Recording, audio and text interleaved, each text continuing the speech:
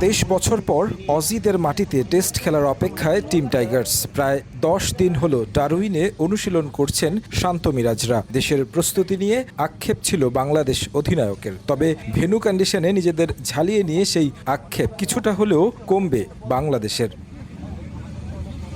অজিদের মুখোমুখি হওয়ার আগে বারবার তাড়িয়ে বেড়াচ্ছে অতীত পরিসংখ্যান। বাজে অভিজ্ঞতা হয়েছে প্রস্তুতি ম্যাচেও। এদিন বিশেষ গুরুত্ব দেয়া হয়েছে ফিল্ডিং সেশনে। গ্রাউন্ড প্র্যাকটিসের সঙ্গে স্লিপ ক্যাচ নিয়ে দেয়া হয়েছে পরামর্শ।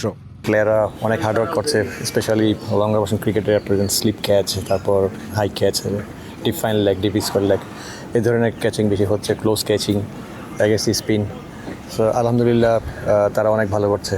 অস্ট্রেলিয়া আসার পর থেকে আলোচনায় ডারউইনের কন্ডিশন। 10 দিনে অনেকটাই মানিয়ে নিয়েছেন ক্রিকেটাররা। ফিল্ডিং কোচ আশিক ও আশাবাদী ক্রিকেটারদের নিয়ে মানিয়ে নিয়ে সেরাটা দিবেন মাঠে। একই সঙ্গে আসার খবর হলো লিটন দাস শুরু করেছেন ফিল্ডিং অনুশীলন।